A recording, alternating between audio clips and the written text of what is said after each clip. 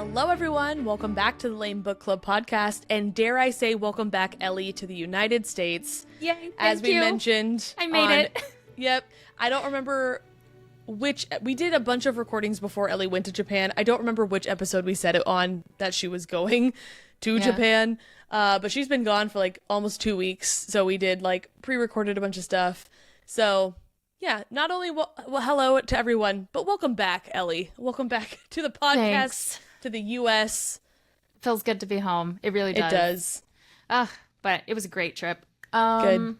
I ate a lot of food. I will say, I tried whale for the first time I saw that on ever. your Instagram post, and not a good look. Yeah, it wasn't great. No, I made it sound like a whimsical, like fun thing on Instagram, as one does.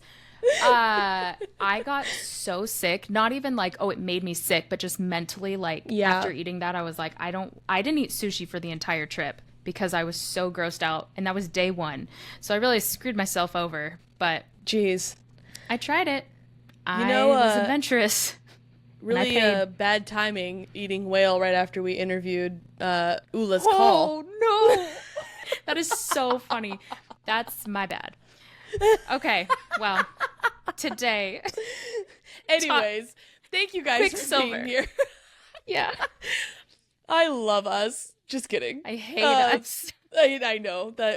Yeah. All right. Thank you guys so much for being here. If you don't already, follow us on all the things. We're at L.A.M E Book Club Podcast across all platforms. Subscribe on YouTube. If you have an iOS device, leave us a review on Apple Podcasts. We love, it's like a treat whenever we see a new one come in. It makes our day. Thank you to everyone who has. And actually, with that being said, Ellie, would you go ahead and read our review of the week this week? I do. I don't even remember the last time I've read one. It's always you. I know. So this is like a, it's like a reward. It's like a reward. This is called Just a Lame Fangirly. Comes from Mazzy with some little twinkle stars. Love 5 it. stars. Says, never use Apple Podcasts, but had to come support y'all. Then, parentheses, 5+ stars. Oh! Love it. Maybe the most stars we've ever gotten. I love that. I think it is the most stars we've ever gotten. She says, discovered your podcast when I started reading ACOTAR.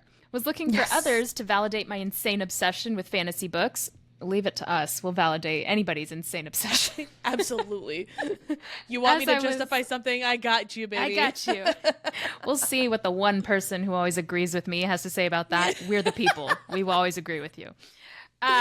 Anyways, validating my insane obsession with fantasy books as I was re-entering the book reading life. Little did I know, not only did I find 2 hilariously brilliant people who make my long commute to and from work bearable, but who also make me feel like I'm part of a community that has endless fun. That's the whole point. Oh, when you remember, that's the whole point. Plus, it's like theories. That Instagram trend. It's exactly. Like, I almost forgot this was the point. That's what I was looking for. Yes, there exactly. You go. I think you know a book until you have some literary analysis with Melissa and Ellie. Let me tell you, mind blown. Thanks. Get those tinfoil caps ready. Listening to the two of you has become a normal part of my day, either on YouTube while working on art, during my drives, or annoying my boyfriend with my book reading homework. Got a reading schedule to keep up with. Yes, amen. And they say, can't wait to keep following along, sipping on a Mai Tai and being a passenger princess. Love that. The best way to do it. Thanks, Mazzy. Thank you. This is the best. Oh, I love it. And honestly, I love that. Like, that is, I say this every time, that is the point. So I'm glad that it's working. Yeah, it's really happening. I'm going off on a slight tangent as per usual really quick because I just looked at myself as we were recording and I realized I have a blue tongue. So if you are watching, no, that was not a weird lighting thing. I have just finished my ocean water from Sonic, and this episode is actually sponsored by, no, I'm just kidding. No. It's not. I wish. But that would be amazing. I love Sonic. So my oldest daughter had her last soccer game of the season this morning, so we got a little sweet treat on the way home. Love that. And anyways, I didn't realize I would have like tried brushing my tongue or something before I recorded, but I just realized that it's blue. Oh my gosh, that's so... I thought I caught something earlier, and I was like, no, trick of the lights. And then... You didn't. You caught it. Now I'm realizing. That's just my good old eyes. It is. Friends, we have merch. We have totes and we have stickers. Right now, our main L.A.M.E book club sticker is sold out, but fear not. New stickers, plus the new stickers have been ordered. Plus the new sticker. Yes! Yeah. So by next week, we should have stickers on our website, lamebookclubpod.com, if you want to rep our brand. Yep. Also, we have Patreon shoutouts. So if you're not part of our Patreon, please consider joining. We're going through the Caraval series. We're on the last book finale. It's this so week. Much fun. Yes. Yep. It's our last episode this week. Yeah, and then we pick a new book. Which means there's time to join before our live book club, which is coming up. We'll be talking about finale. And there is still time to join to vote on our next series. Our poll, we've asked the people what books they want to see, what books they want to do, and the people have spoken, and now we're putting it to a poll to vote. So stay tuned. There's time to join for that. And we have Patreon shout-outs. So there's quite a few this week because I was gone for a couple weeks. So catching up today. Welcome to Avery, Noelle, Morgan, Alyssa, Olivia, Beasley. Wait, I love that name, Beasley. Me too. That's so getting cute. Added to my baby name list. Laura Kate, not pregnant, just saying. Every girl has that list, like with their notes, quotes and baby names, and then food lists. You know what I'm saying? Anyways, Laura Kate, Jenny, and Kimberly. Welcome, guys. I love that. You know what? I actually wasn't even planning on doing this today, but I think I might. Ellie's not pregnant, but I am actually. Surprise, Congrats, surprise. Surprise, surprise. As if you didn't know. So there will be a L.A.M.E baby coming by the end of 2025. Our first L.A.M.E baby.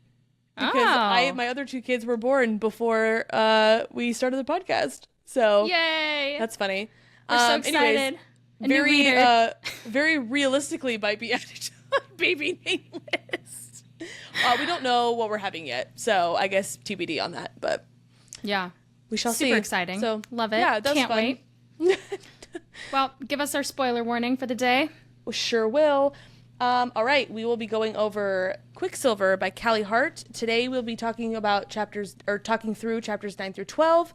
And so we will be doing spoilers for the first 12 chapters. We will not go beyond chapter 12. So if you have not read that far, you are safe. But this is a spoiler warning for the beginning of Quicksilver. One more thing before we officially jump in. We've got some book news. Mm-hmm. I'm sure you all remember my Dear Ellie from the future. Did Avatar 5 drop yet?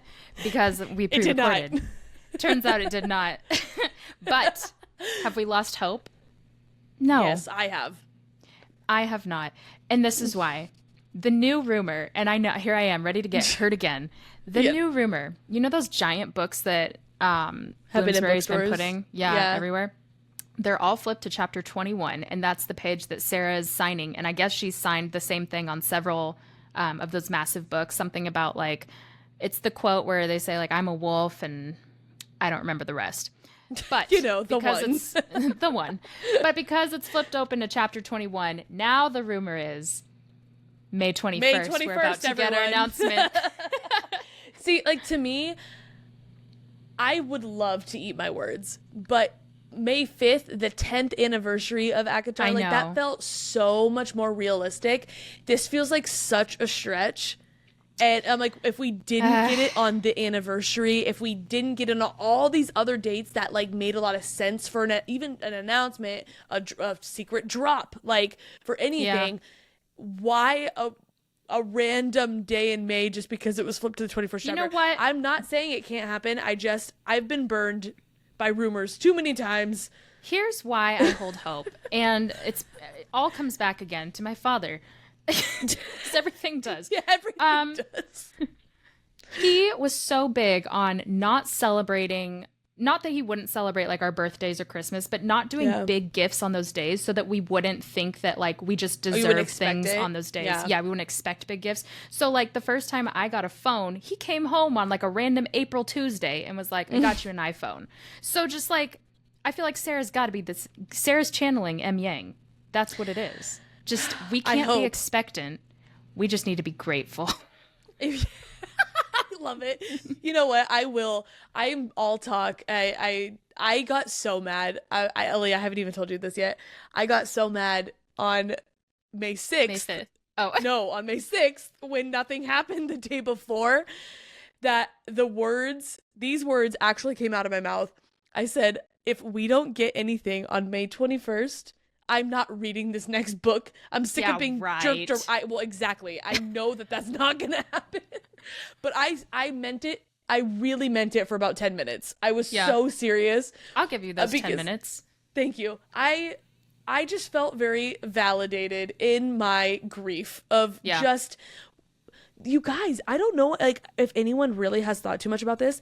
The last time she posted on Instagram the, like, her in the snow and, like, talking about writing the next book was around when remind me. House of Flame and Shadow. Thank you. House of Flame and Shadow came out. That was over 2 years ago. Was it 2 years ago? It was January 2023. Or was it 2024? Hold on. Please hold. It was 2024. I lied. But it's been almost a year and a half since she talked about writing it. And I don't know. I'm like, this is just give us something. I'm like, I do care, but I'm like, I don't even really care if you tell me that it's not coming out for 3 more years. I need to know what to expect. This not knowing business is the worst. Yeah. And it's driving me nuts. Agreed. So that's why I got angry. Wow. Could it be that she has given us something? Bum, bum, bum.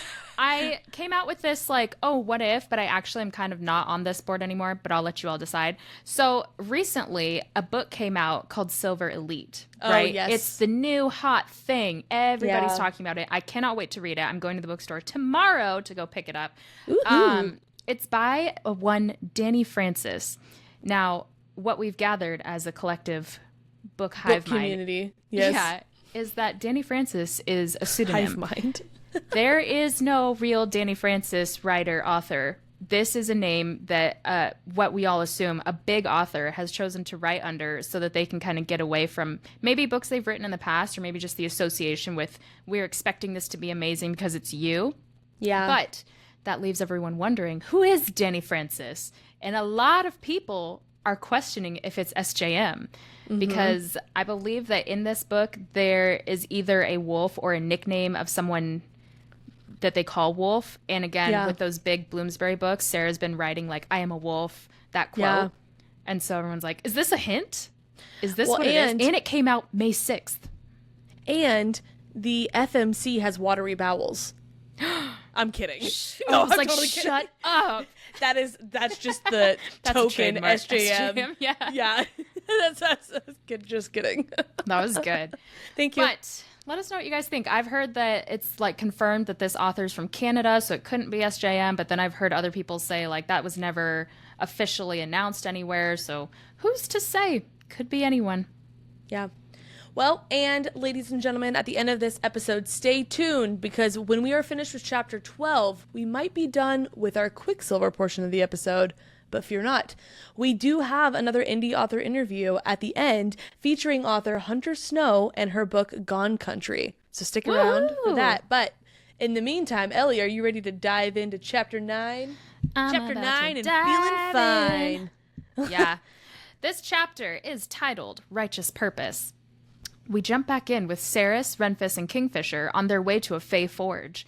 Saeris was looking for a way to escape, but when she heard the word forge, she pulled a Brittany Broski with the meme with the kombucha, where she's like, oh, well. That's what it was. That is what it was. And I'm actually glad that you said that because I didn't know that was her name.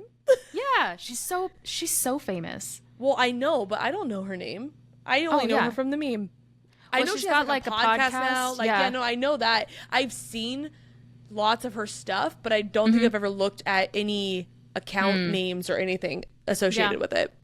It's the Broski Report is, I think, the podcast or a segment on the podcast. I'm not entirely sure. If that is not her, that is a fantastic stage name. If that's her like legal name, incredible. She was made for this. Broski. That's amazing. That's so true. I haven't thought about that.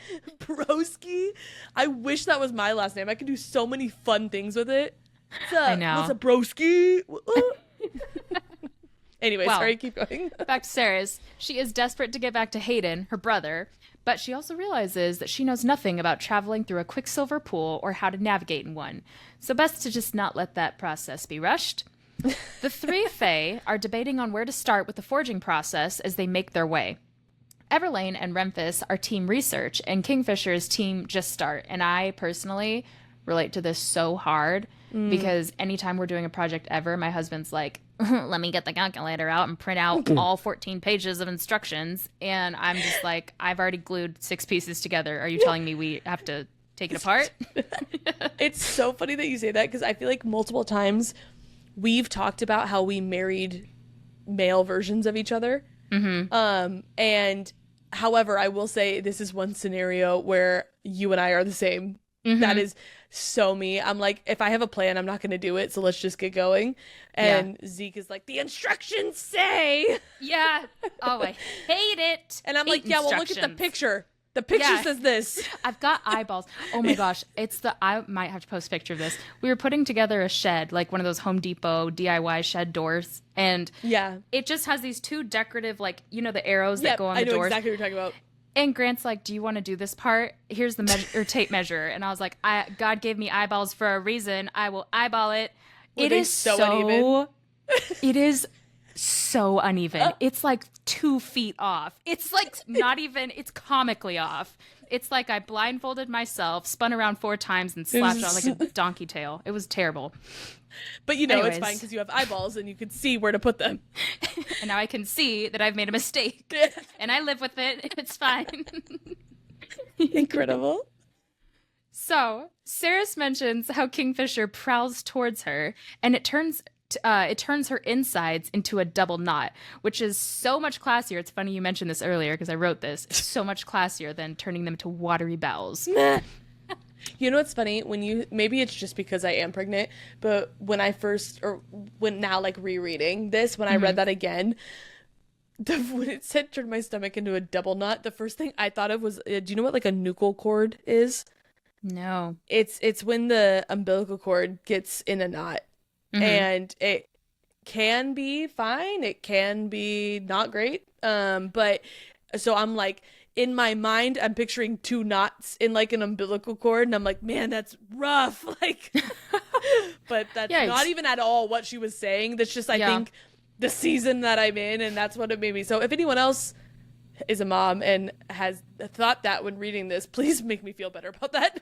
Validate me a little bit. Yeah, validate me.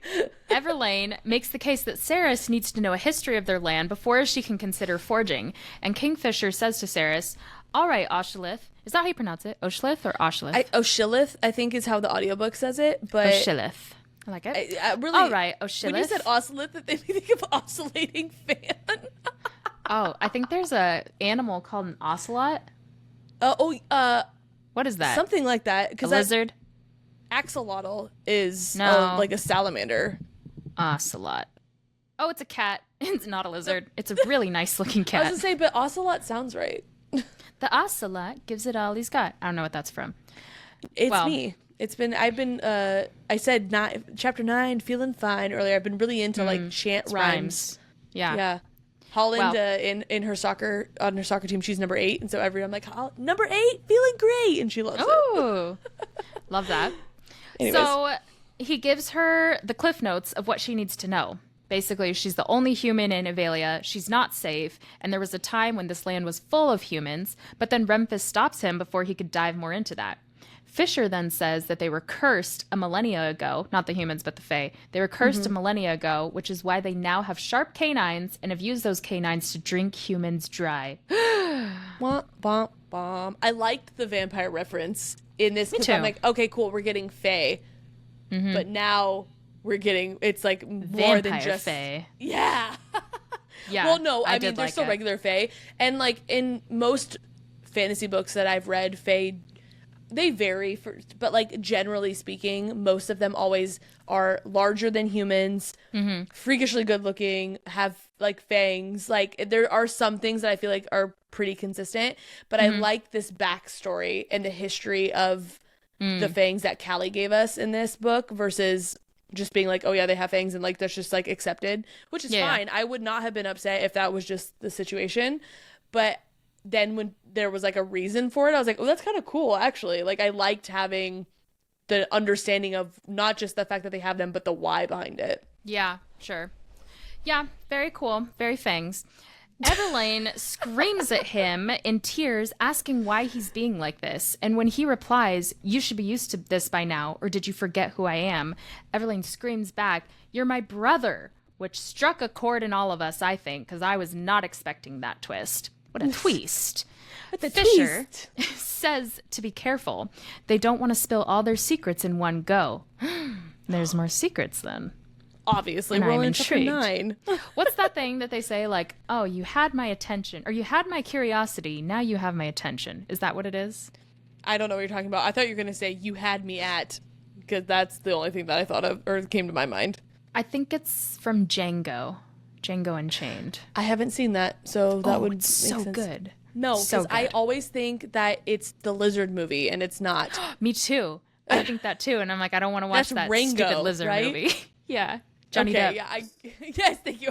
That's why I'm like my husband is a film critique. Like he minored in film in college. He loves like the the more like artistic. Thank you. More with rhymes. The more artistic, he would call it the film, not even the movie, the better. Whereas I am purely watching something for vibes, and so we generally don't love to watch the same movies. But he talks about Django Unchained, like not all the time, but he has talked about it multiple times in the past. And I'm just like, why does he like this animated movie Why does he so like much? the lizards? And I did say that one time. I was like, okay, Zeke and the lizard. Like, and he just looked at me. And I was like, Django Unchained, Johnny Depp. He goes, that's Rango. Yeah. And it was hilarious because I'm pretty sure we said that in front of his whole family, so I just look like an idiot. No, because you know what is crazy is Grant unironically loves Rango. And that movie is on a lot at this household. And it makes me so angry. Anyways, let's get back to this. We've got a lot to cover. So Renfis and Saeris leave to find Everlayne, who stormed off. But before they go, Fisher mentions how being completely cut off from civilization and forgotten about has a way of changing oneself. And Renfis argues that they didn't forget. They went to extreme lengths to get him back and looks super hurt when he says that. Then Fisher brushes the comment off and tells Saeris to come with him instead of to the forge instead of with them to the library. And he keeps calling her, Ocelot. Ocelot. And she's quick to want a reason for that nickname. He says it's a type of butterfly, Osha for short. Here we go. This is where I can come in easy now. I got this one. 4 letters. I'm good. 4 letters. 1, 2, 3, 4. They hatch, they live, and they die all in a day. So as mad as she is, Saeris agrees to go with Kingfisher because she knows that he's her quickest way out of this place. When they enter the forge, it's clear that it hasn't been touched in a long while. It's dirty and plant life is growing up the walls and windows. Vines almost everywhere. Jan almost everywhere. Do you get that reference? Yes. Thanks. That was so well placed. Thanks. Before we go too much further, though, I have to just make this note. When he kept calling her Oshilith and then Osha or whatever, and then when she was like, what does that even mean? And then he explained that, I was like, I've read enough fantasy books to know that I'm like, okay, what are the details that are being left out of the story, though? Like later on when we're gonna get the Osha, like the real meaning behind it. Sure, because there's always a double meaning. If it seems like it's negative, there's gonna somehow turn around to be a positive, or at least like some deeper thing that doesn't make sense yet, but it'll make sense later. And I got really excited about that. And just want to note that I said that right here in this chapter. You know, it's funny you say that. That's exactly what I was thinking. We're going to get into this, either this chapter or the next one. But when they talk about him like raising the city, I was like, there's no way he did that out of evil. Like I know absolutely. a gray character when I see one. Yeah. And there's something else here. So I'm the same page with you. It's the way that they talk about it too. It's like, or let me actually take that back. It's the way he doesn't talk about it that hinted that to me, because no, it wasn't even just vague. It was like everyone's like, you did this, you murder or whatever, and he just let them. That's where I'm like, okay, if you're not, because if it really was bad, he would be like, yeah, and they deserved it too, because like, you know, like whatever. But when you just let someone verbally berate you, but you know, like the reasoning, to me that was like, all right, there's way more here. Good point. And I cannot wait to learn. You know what it is? Villains tend to over communicate. They tend to be like, and let me tell you why. Let me tell you my evil plan. Also, someone who doesn't know how to do something or is not good at whatever tends to over communicate as well. Like someone who can't drive. I feel attacked. No. What? No, it's the story of my life. That is me. I was going to say, which is why I talk so much. Oh. I just feel like someone like, okay, long way off, but there's a movie called Forbidden Kingdom, and they're doing martial arts, and one of these guys is like, I can fight so well, and then of course he can't because he's big talk, he's not big action. And so similarly, I feel like that's in so many situations. If you're like, I can do this, I can do that, you tend to not be worth it, not be worth the while, you know? Well, anyways, so vines everywhere. Saeris asks Fisher to say a spell to clean it up, and he's like, I am not a witch, and that made me LOL. I know. Kingfisher is hilarious. Mm-hmm. It's at this point that she really takes in how much he hates her, which sucked. Fisher basically tells her that having him alone gives her an opportunity to ask interesting questions. So she starts off with, what is that chain around your neck, and why are you unhinged without it?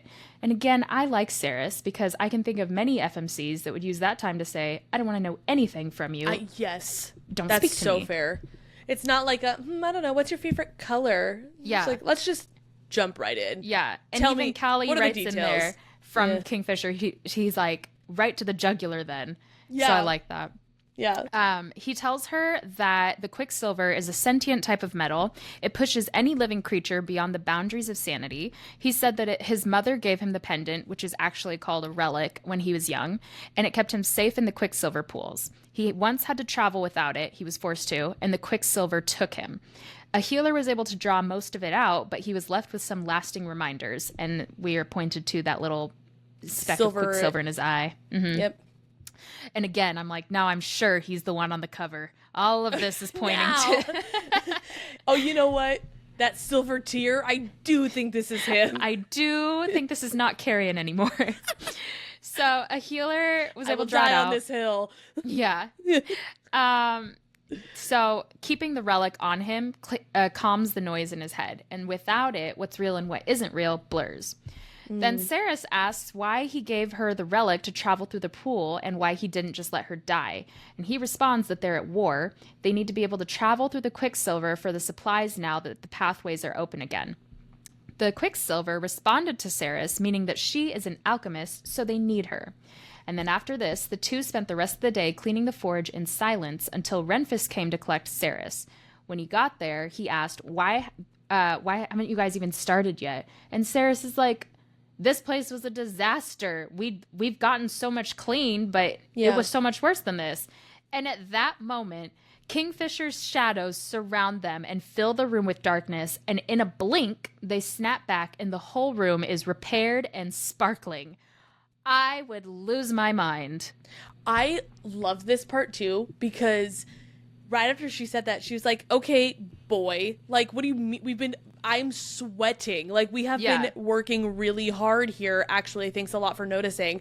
And Renfish just looked at Kingfisher and started laughing. Like, that so was, mean. I love, and then so it's messed. like, what am I being left out on? And then how he does that. And she goes, you said you couldn't do this. And he goes, you said your power was sacred. Like, you can't just go around doing it. And then Renfish laughed even more. Like, are you kidding me? Kingfisher doesn't do anything himself. He uses magic for everything. Yeah. Oh, so good. I loved that. It was the best. And I loved seeing like how, I mean, it's a small thing to clean a whole room, but also just like how easy it was for him, which means he's probably fairly powerful. And you know me, I love a powerful fae. So Kingfisher says, I just wanted to see if you knew what hard work was. I told you I was magic. And then he leaves. I love him. Like, I know he's supposed to be like a bully, and he is, but I love him. I fear that I like it. Well, we get more. Chapter 10. It's titled Crumbs. We pick up. Love it. We pick up with Everlayne and Saeris heading to the library. Everlayne has lovingly and quickly forgiven Saeris for not choosing to study with them yesterday. And I liked that. I liked the quick turnaround of emotions. That makes a good friend. I think I'm finally thinking that she's safe. She's to be trusted. She's a good guy. You know what? Not convinced yet, but almost there. I'm like 80% convinced now that she's solid. You've been burned so deeply, Melissa. Tamlin really did a number on me, everyone. You really? Guys, I can't. Really what it is. I can't explain what it is. Other than that, it ruined me. They make it to the library where Saeris, who's basically the librarian, is freaking out because Fisher is eating in the library, and this gives me high school flashbacks. In the midst of the chaos, wait, did you ever eat in the library and get in trouble? Yes, and I think you were allowed to eat in the library. Okay, you want to know why? You really want to know why? No, I don't think I want to. Because one day, I think this sounds weird. I don't know. Maybe it's not that weird. All my friends were in Melissa's grade because I just did not genuinely enjoy hanging out with a lot of people in my grade. Yeah. You would agree. Your grade was way more fun than mine. My grade was the best. Yeah. So all my friends were juniors when I was a senior, and then sophomores when I was a junior, and so on and so on. And so one day, all of you went to some retreat, and then I was like, I don't want to eat lunch with these people, and so I went to the library. Oh, Ellie. I thought you were going to say it was in, middle school. I thought you were going to say it was, middle school, and it was before we met or something. No. So my friends weren't in the cafeteria, and I didn't really want to go. You were a senior in high school. Enough. Back to the books. Oh. I know, Ellie. Feel bad for me. Everyone needs to feel bad. In the midst of the chaos, Saeris asks Everlayne, where did your gods actually go? And she starts to answer, they set off on a pilgrimage thousands of, another time. And so she's cut off. This is interesting to me. Where are the gods and where did they go? Well, and I think that is supposed to, I think that is exactly how we're supposed to feel. Like, wait, hold on. This is going to come back. I need to know now. Yeah. So Everlayne and Fisher start fighting about the food, and then Saeris catches herself staring at Fisher because he's so beautiful. I had a hard time. I had a really hard time with picturing Kingfisher because the way he's described, I was like, if I really think about that, I'm like, that is a good-looking fae male. Like, that's great. This may be an unpopular opinion. I don't know. The cover of the book messed me up. Really? I don't think that the person described on the cover even looks anything like the description of Kingfisher. Kingfisher is described as having like a really sharp jawline, really like sharp features, very like bold, like a burly, like big. He has a stubble. I'm like, the boy on the cover looks like he's 16 and also looks like he's Adam Driver. So I had a hard time not picturing. Driver. I do like Adam Driver, but he's like a specific type of good looking, not like the. He has to grow on you. He's not the obvious type of good looking, like what Kingfisher is. Looks like it is described. And so I pictured Adam Driver almost the whole time when I was reading this book. Oof. And so that's where I'm attached to the cover. I mean, as we all have known from these past 3 episodes, I attached to that cover pretty quickly. But so when I was like, oh, it's Kingfisher, I was like, oh, he's really good looking. And then I don't know. I feel like I'm looking at it now. I feel like he's got sharp features. Look at these jawbones. That's a 16-year-old. No, I hate that. And also now I don't want to say he's good looking at all. See what you did? So back to this. Kingfisher storms off to go eat somewhere else, and Renfis tells Everlayne that they need to be more understanding. Renfis says, can you imagine what 110 years would have been like in that place? Alone? And then she says, I can actually. I spent the first 3 decades imagining it in great detail, and my heart couldn't take it. And now he's back, and I don't have to wonder what kind of hell he's enduring. Now I get to watch. Oof. Rough. And Renfis is like, well, I haven't lost hope in him, and we'll find a way to fix him. And with that, Everlayne recenters and tells Saeris that they should begin with alchemical? Alchemical? practices. Yeah, that one. However, Practices. Saeris is like, I don't know what that means. And obviously same. Well, and because to continue to harp on this, we should say, "Aka waka wae." You know that Just Dance song? Yeah. Yeah, talk about hey no, "Aka maka wae." Alchemical. Did you have Just Dance on the Wii or on the Xbox? Of course I did. No, the one where it tells you you're obese. That one. The Wii. The Wii. Yeah, same. Well, yeah, that was. So I was like, I really attribute granted, I was like 12, so I had a amazing metabolism, but I attribute my athletic build to specifically Just Dance. It didn't matter. I played that. Sweating bullets. My heart rate I was at a zone 5 for like 4 hours playing Just Dance. Yeah. One of, like, growing up, my best friend and I lived on the same street, and which was not planned. Like, I met her at school, and then we found out we lived on the same street. Like, it was crazy. And so we would always go home. Like, my mom worked, so her mom would just bring me home almost every day. And I would just spend hours at her house playing Just Dance immediately after school. That's what we did. I got really good at a couple of them. Got perfect scores a few times. Like, and it was the best. I would be sweating. Like, yeah, from I mean, after playing. Yeah, I would always play at my friend Holly's house, and you know that song, Hey Na, Hey Na? That was my jam. 100% across the board. It was so much fun. We're Gen Z, so I don't even know what we're talking about. What's Just Dance? Back to the book. What's the why? The what? The way? What? Emily, what am I saying? Alchemy. Alchemy, close. I'm in trouble with that word. Alchemy is a form of magic. There had once been 3 branches of alchemists. So, fun fact, I skipped over this little part of the book, and so rereading, so interesting. Yeah, so I agree. 3 branches. I did not take that much stock in it the first time, but I definitely noted it the second time. I don't know why I thought alchemy was just a like all-encompassing word for metal worker of some sort. So seeing this, I was like, I suppose not, Ellie. Well, I mean, I think I understand why you would think that, because outside of fantasy, that's the pretty solid, like, alchemist. I mean, correct me if I'm wrong, but I'm pretty sure it has mostly just to do with metal. Maybe I'm mistaken. Yeah. It's an esoteric tradition that aimed to transform base metals into gold. Yeah. So, yeah. It was like a process of refining metal. How about that? Well, in this that makes definition, there's 3 branches of alchemists. Fae who look to discover immortality, Fae who wanted to create and invent by transmuting metals, and Fae who look to cure illness and disease. And so Saeris would fall into that second group. And I just want to point this out, just food for thought. That first group, Fae who look to discover immortality.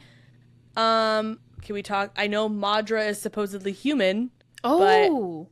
But that was again, I missed this the first time, but the second time around, that was my very first thought, was like, I bet Madra is involved in, I don't know if I think she is an alchemist or if I think that she just was involved with one, but I bet that has something to do with her longevity, like her lifespan.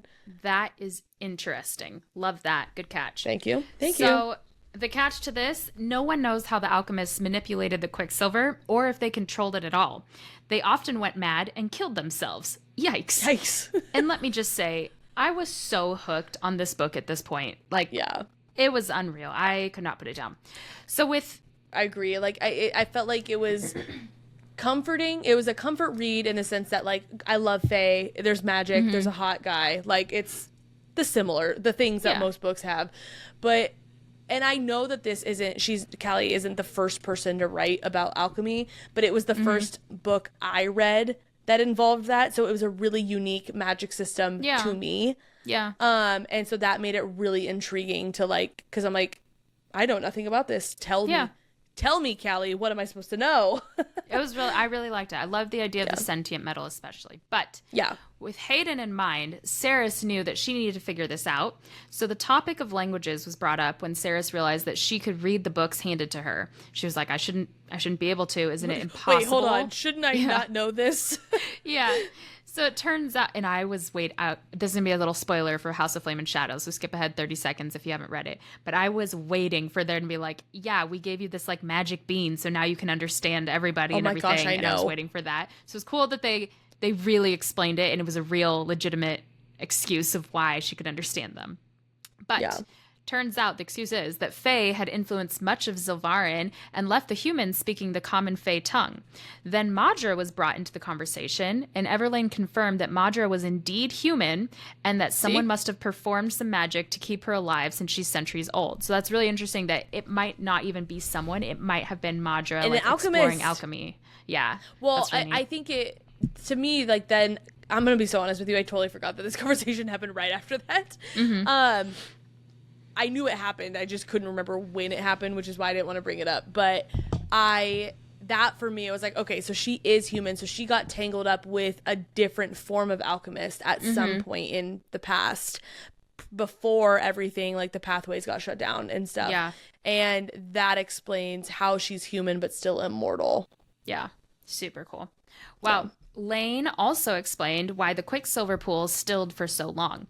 Madra found out that an alchemiran sword, is that how it's said? Alchemiran? That's what my eyes read, so. will close the doors between realms, so when Saeris removed Solus, which is the name of that sword, it opened the gates back up. Then the topic of age was brought up, and Everlayne is a quick young 1,486 years. And Fisher, loved this. I know. Well, she was like, that's really rude of you to ask, but since we're friends, I'll tell you. And I was like, oh, so similar. Once again, talking about like the pointy ears and the fangs and her being like a creature, a menacing creature, and Lane is like rude. Yeah. Yo, you don't say that to someone.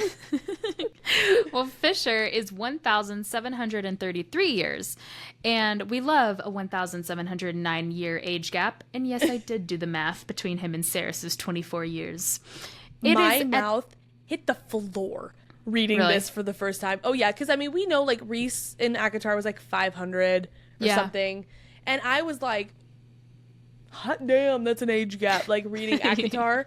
Like, yikes, she's 19. I think that's illegal. Like, but I don't think... I can't even think off the top of my head what the largest age gap is, but because I feel like they're always, like, fairly similar. Like, I don't think I've read about anyone being more... that I can at least think of right now. I'm sure I probably have, but I want to say around 700 or 800. Were the oldest. Like, that was the largest age. Yeah, but he was like 700 or 800 years older than her. Yeah, he wasn't even this old. Yeah. Yeah, and so when they just casually said she's 1,400 years old, and then he was 1,700, I got so excited about the FMC being 24. 1,700. I was like, if they make her older, they have to make everybody older significantly. Apparently 5 human years is thousands of Fae years. So well, it's at that moment that we find out that Fisher has been eavesdropping, and he makes his presence known with a grand reveal. He takes Saeris to the forge and tells her if she wants to know something about him, she can ask him, to which she asks him some very explicit questions regarding himself, and he answers explicitly. And I'm going to say, read it if you want to read it. We're a clean podcast, and so we'll leave it there. Then Saeris says, Belicon mentioned you razed an entire city to the ground, says this chapter. Did you do it? And Fisher says he did, and that he didn't have a choice. And when Saeris asks why he says that, and when Saeris asks why, he says that she's not ready for that information. She'll never be ready because she's human, and humans are weak. Then he closes the gap between them and puts something in her hand that starts to burn her because it's so cold. And so then she's screaming and I'm screaming, but Fisher won't let it go. He says that she can make it stop if she tells it to, and he taunts her, and then she finally takes his advice and listens. The metal is chanting with a million voices, Anoreth more, and so Saeris repeats what she hears, and as soon as she does, the pain blinks out. Saeris looks down and sees that the ball of metal is now in a liquid state. Fisher tells her to make it still, and she tells it to sleep, but it argues with her that it's been sleeping too long. She tells it to sleep again firmly. Yeah. I love the sassy metal. That was all. I know.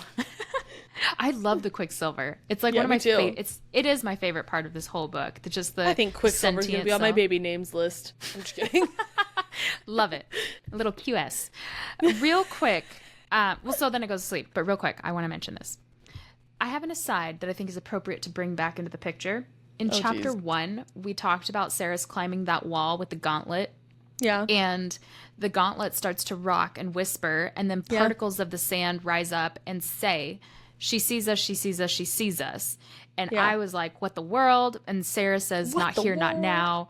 So I want to bring that back up because now we know the Quicksilver is the sentient metal that's speaking to her. She can hear it. Yep. So I'm curious if there are Quicksilver particles in the sands of Zilvarin, or if there's some other type of metal in the sands and she can talk to all of these metals, or if there's even a different metal than Quicksilver that she's hearing.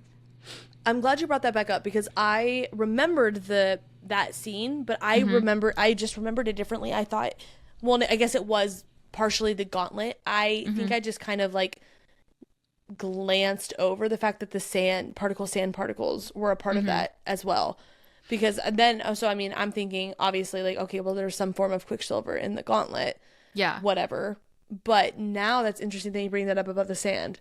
Because so I thought it was the gauntlet that was speaking too, but when I reread that sentence, it says particles of the sand rise up and say. But if it is the gauntlet, she explicitly says the gauntlet was made of gold. And yeah, she could be wrong. There could be Quicksilver mixed in with it. But again, if they made a point to say the gauntlet was gold, then is she also talking to the gold in the gauntlet as well? Like, what is that?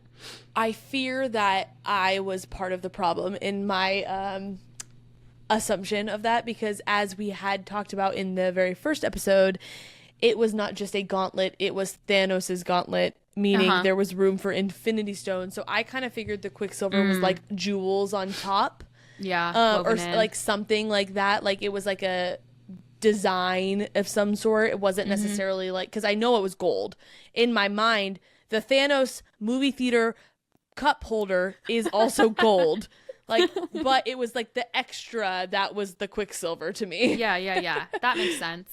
I mean, I'd be very interested. I feel like if we don't get it in this book, hopefully in the next one, we'll get more of an explanation like why she could hear more metals, or if Quicksilver was already all over Zilvarin and we didn't even know at that time. Yeah. But that brings me to the end. Saeris opens her eyes after she stills the Quicksilver, and she punches Fisher square in the jaw.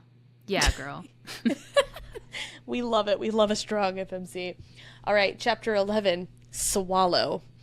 I hate that word. Yeah. I know. That's like my moist. So, you know, I think I'm gross because if I were told that word, if someone said that word to me ages 0 through 14, 15, I'd be like, cool. But now I've grown and I've been in the world and now I'm grossed out. Don't like that word. Now things have been ruined for me. Yeah. And that's one of them. Yeah. All right. Well, Saeris is not having a good time. Or she's not having as good of a time as Everlayne, aka Lane, resident fashion sadist, who cinches her corset with the vigor of someone trying to pop a can of a Pillsbury dough. Have you ever done one of those? Popping Pillsbury dough cans. It is terrifying. It's the same satisfaction to me as popping a zit. It's just so, like, it's just nice. Well, but that makes me nervous, and I don't know why, because I know what to expect, but every single time I'm like, it's like a Jack in the Box. I just don't know when it's going to come. Yeah. And so it's you push really hard, but also really, like, in different parts, and you never know when it's going to happen. That's how, that was the visual. We do it different. I just smack it against a counter. Oh, yeah, I push on it. So maybe I should start just smacking it. That would scare me, too. Yeah. Well, the dress that Everlayne is sewing into her skin, quite literally, is stunning. But our girl Saeris would rather be wearing sweatpants and throwing punches. And boy, if I related to nothing in this book but this, it's this. Yeah. Speaking of punches, as Ellie mentioned, Kingfisher is nursing a bloody lip thanks to Saeris. Why? That's classified. But let's just say Quicksilver's involved. And this mysterious, magical, goopy metal is stressing everyone out, especially Saeris, who now hears cryptic phrases like Anarath Moore on repeat in her head. Meanwhile, Everlayne is just trying to be a supportive friend while juggling family trauma and trying not to reveal that Kingfisher is her half-brother. A spicy royal scandal the palace prefers to keep hush-hush. King Bellicon, the walking daddy issues with the crown, basically adopted Kingfisher only to hate him with the intensity of 1,000 sons. The intensity of 1,000, both sons from Zilfarin, might I add. Honestly, that backstory was rough. Yeah. Remind me again. So Kingfisher was adopted by Bellicon. Not even really adopted. Kingfisher's dad was sent through a Quicksilver portal before Quicksilver before the pathways got closed. He actually was sent to Zilfarin. Yeah.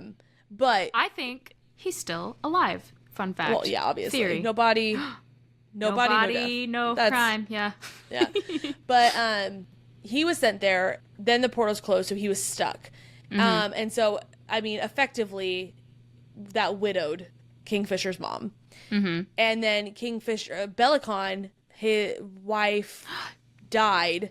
Yeah. And so he needed a new wife, so he just sent a letter to Kingfisher's mom and said, Right. We're going to get married, bring all your possessions or belongings. And he didn't think that she would bring Kingfisher, her 11-year-old, but she did, and he got mad that she brought him because he reminded Bellicon of his father, essentially. So he's like hated him for no reason.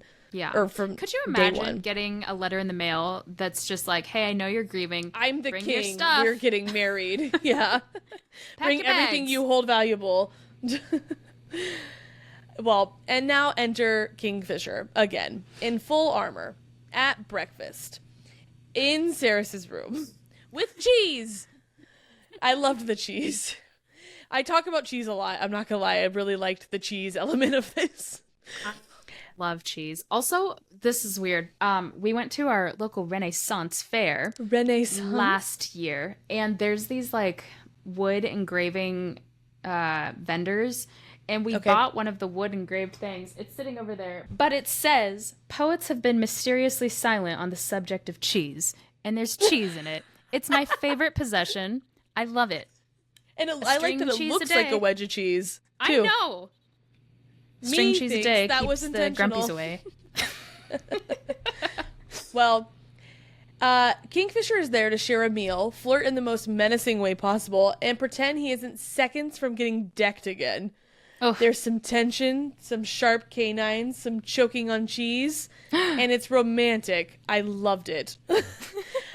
When Everlayne barges in mid-cheese crisis, she accuses her brother of smelling like a brothel, which, fair, but he surprisingly takes the blame for Saeris' arousal-scented humiliation, which was weirdly gallant, suspiciously decent, and most likely a trap. That's weird. I know he's the MMC, but he's not there yet for me, and not supposed to be. He's made his disdain very, realized to everyone. He's not quiet about how much he hates her because she's human and just, he doesn't really care for her, doesn't like her, needs her for necessity's sake, but, doesn't want her around. So it is weird that this is his very first move to be kind. But also, if I couldn't. If I was there and anyone could smell if I thought they were attractive. Oh, my gosh. Goodbye. The worst. I'd take me on life. That would be my 13th reason. I'd be KMS. If someone had to make an excuse for why they could smell me being, I don't even want to say it. I'm disgusted. No. And that's curtains for me. That is curtains. Absolutely.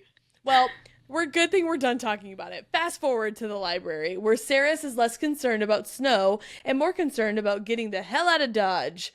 She wants Quicksilver lessons stat.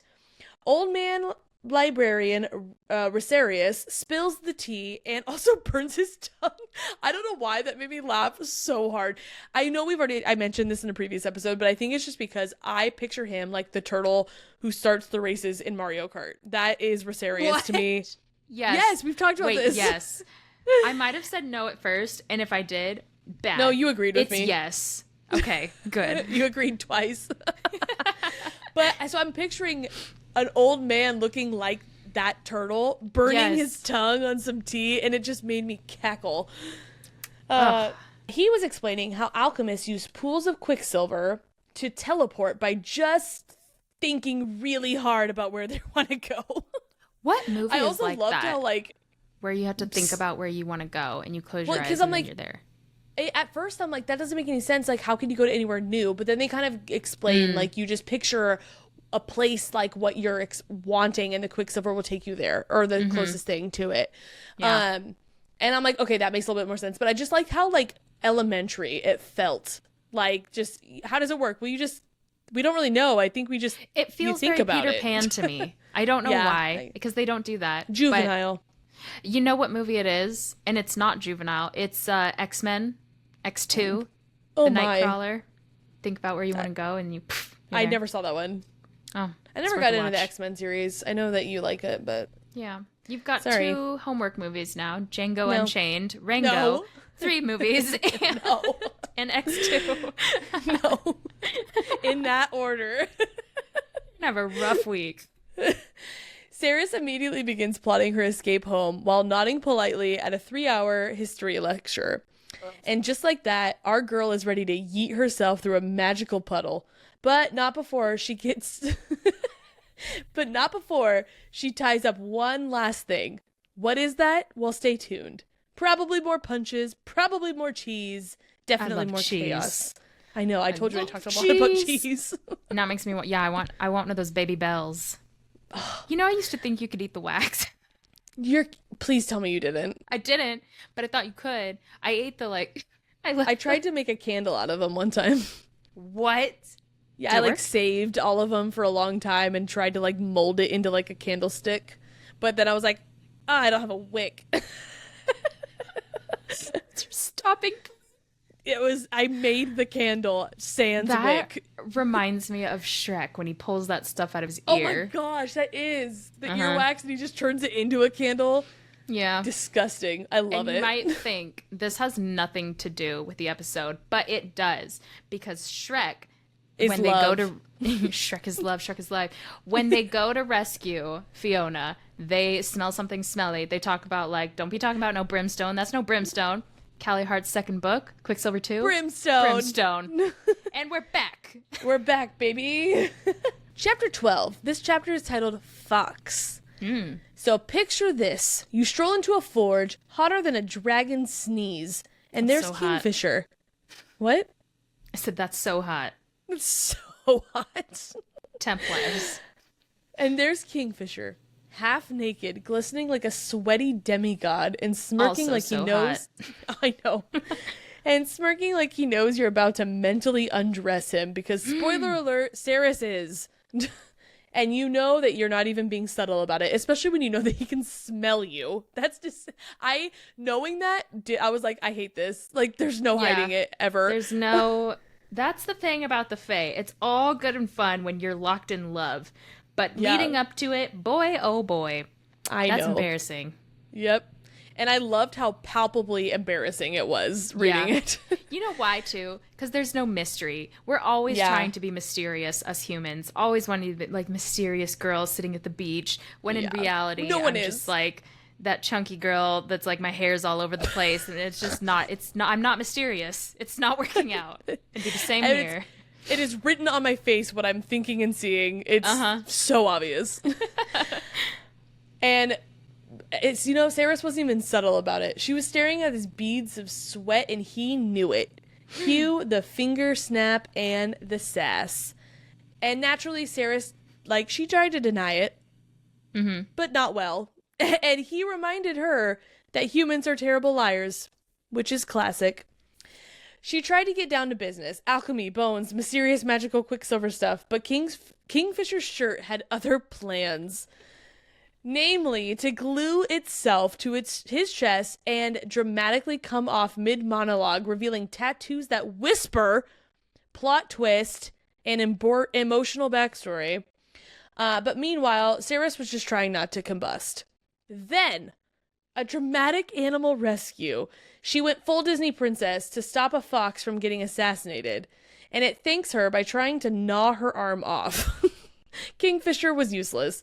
He offered to turn it into a hat, which honestly, it was just rude, quite frankly. He does redeem himself slightly, though, by magicking Saeris into less frilly clothing, complete with a combat knife chic. He even offers knife lessons, like some kind of shirtless, sarcastic mentor turned softcore action hero. And just when things are simmering to a polite boil, bam! Emotional tension cranked up to 11. She touched his magical pendant to try and go home, but now she's touching him, and her brain short circuits.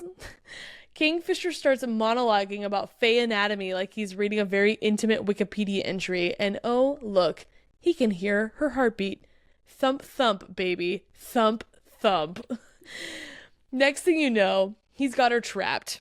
But emotionally, whispering things that no one should say with that much chest involved. She tried to play it cool, but he called her bluff. She tries to play it tough, but he pins her gently, respectfully, and devastatingly. He's hot, she's rude, and he's magically tattooed. And that made me laugh, that line. I loved the rhyme. And Saeris, yeah, she is in trouble. Side note, the bone didn't work. It didn't mend to the Quicksilver because it didn't want it to. The end about that. One thing leads to another in this forge, and I'm not going into it because, like Ellie mentioned, it is a clean podcast, okay? If you want to read it, it's chapter 12. It's pretty much the entire chapter. But let's just say there was some smooching. Intense smooching.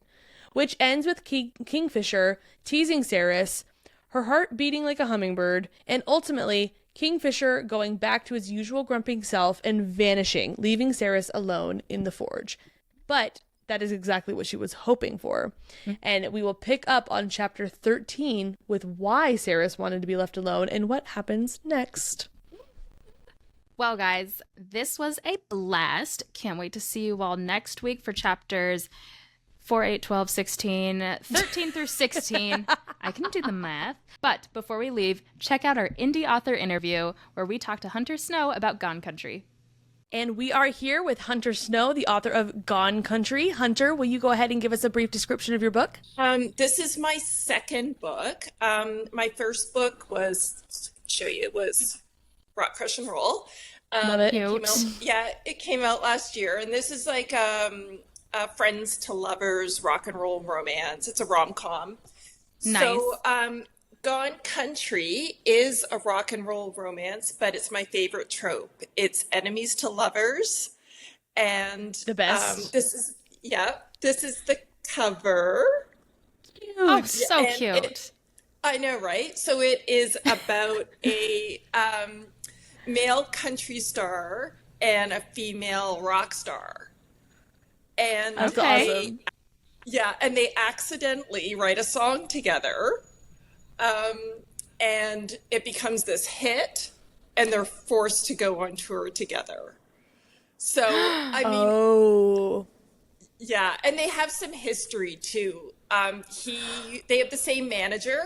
So, like 5 years ago, Clayton, who's the male main character, didn't bring Jamie, the female main character, on tour. So she's been holding this grudge for like 5 years, but he's like this like country dude. He's like easygoing, and he actually likes her. He likes that she's so feisty and raw.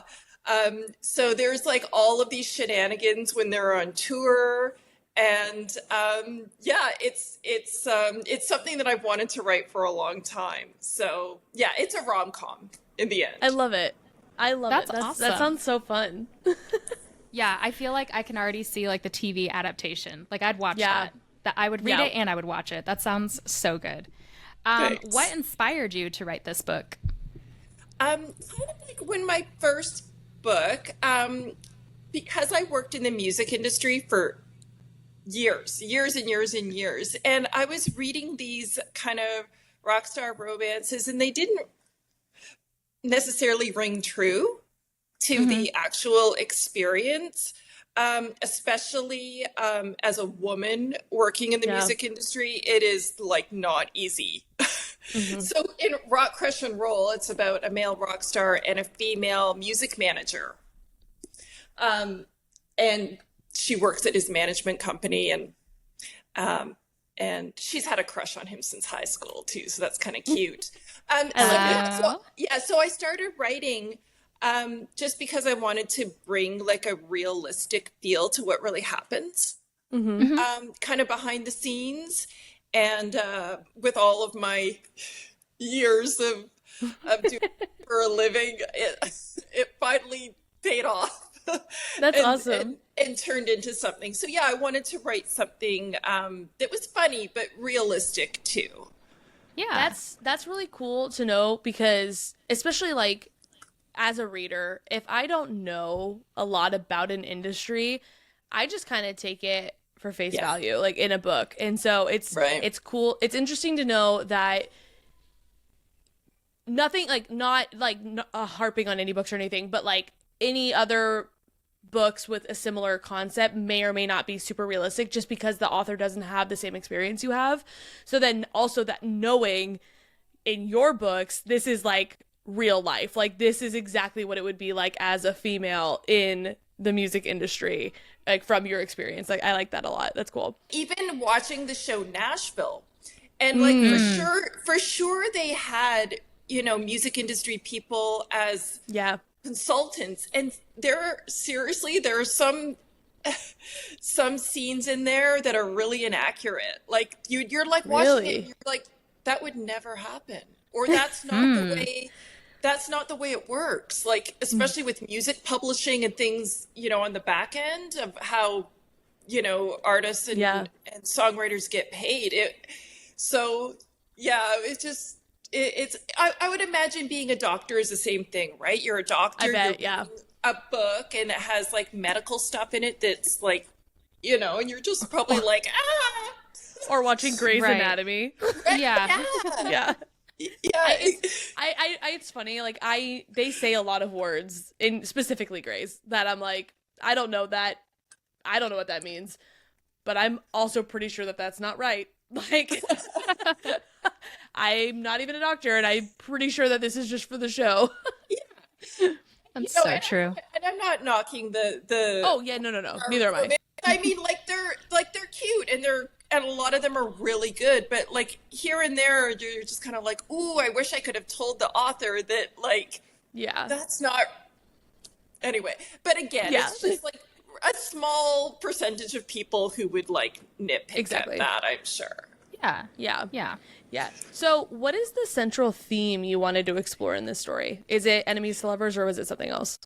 Well, it is like enemies to lovers. It's really more one-sided. It's more like she hates him like way more than he like she's like he gets annoyed by her for sure, but like he's got a soft spot for her. Like he thinks she's kind of funny because she's just so like feisty. But it's really about second chances. Okay, I love it too. Yeah, so I really wanted to explore that theme. You know, it's something that I really believe in, and you know, and people over time do change. Yeah. On the note of your characters, where did the idea for the main character, your FMC, come from? And I want to add in, do you have any like, this celebrity would be perfect to play this should it ever hit screen, or like that was like the picture of the person you were writing about? No, not really. A lot of people could play her, I'm sure. Yeah. But it was kind of like Grumpy Sunshine, and like mostly it's in the books I've read anyway, it's the male main character who's grumpy. Right. Yeah. So I switched it. Like he's Sunshine and she's grumpy. Yeah. So yeah. And like almost like Black Cat Golden Retriever kind of esque. Exactly. Yeah. I love it. Yeah. She's got some edge to her for sure. So that's kind of what I wanted to write about. Just thought it'd be fun. Yeah. So who was your favorite character to develop? Was it Jamie, or was it Clayton, or was there another character in the story that you really identified with and liked to add in there? I really liked developing Jamie as she kind of went through her journey, but I loved writing Clayton. Yes. Like, Yeah. he's just like, he's got dad jokes. He he's a father too. He Oh, I like he it. he has twin daughters, and he's such a good dad. Oh, I love that.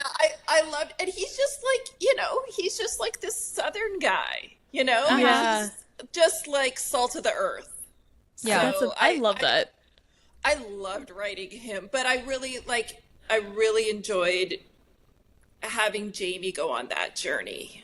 Yeah. Yeah. That's I so agree. sweet. That's cool. We all love a good Southern guy. We sure do. Can you give us one quote from your book that would convince our listeners to check it out? Oh, I know. When you asked me that, I was just like, oh my God, like I want to read the whole book. But Yes. I'm not going The to. quote is all of these pages. Exactly. No. One that kind of stood out to me was like, it's from Jamie's perspective, and she's just like, "Let some other woman fix him," was her motto. Mm-hmm. Like, she's just very, just not giving anyone chances, like, one strike you're out kind of deal. So that's kind of just like where her head was at in the beginning anyway. So Okay. yeah. I like it. Can you describe your writing process for us? Like, do you have a Sure. specific routine or anything that you always do? I do. I'm a super type A person. Okay. So I have everything in my Excel document, and it's by chapter. So I map out all my chapters, and then I write what's going to happen pretty much. This changes along the way, but this is how I map it out. And then I start writing, and then I have word counts too, or page counts. And then I'm just like, okay. And then it just kind of moves along. But I mean, things change here and there all the time. Writing surprises you. Like, you think it's, gonna kind of go this way, and then you're just like, oh, well, you're halfway through and you just can change whatever. That's what I like most about it, right? You have total control. Yeah.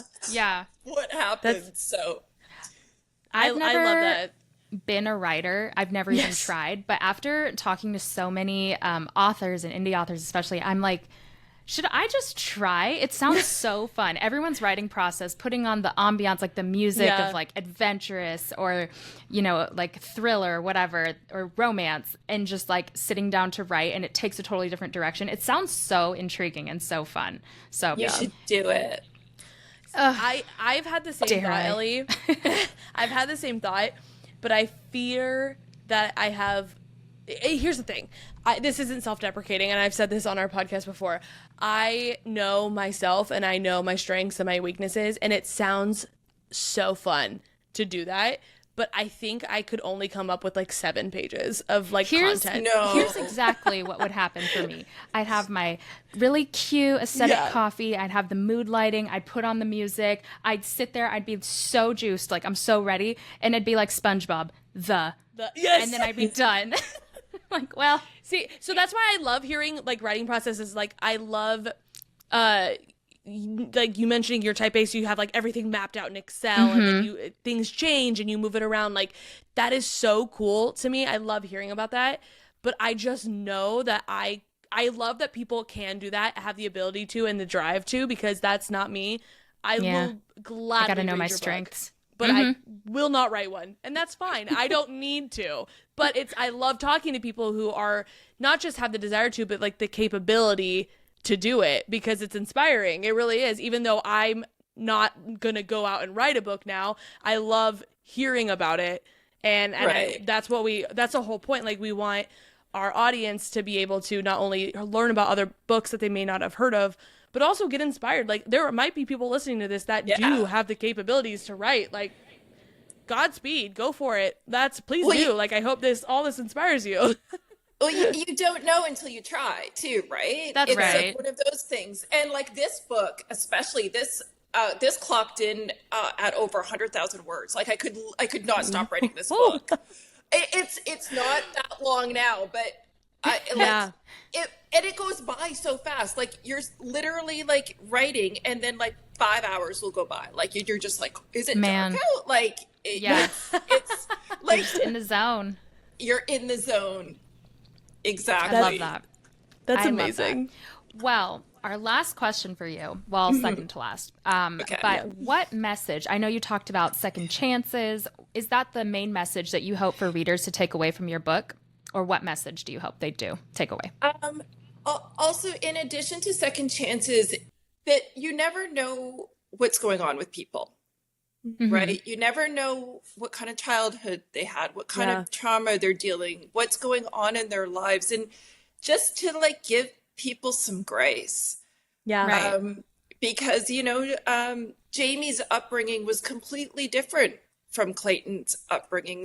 Clayton has this great family and they're raised in the book. Jamie, not so much. So there is a reason why she is the way she is.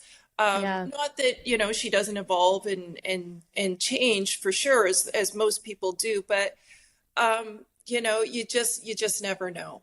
So that's beautiful. I love that. Yeah. Very applicable.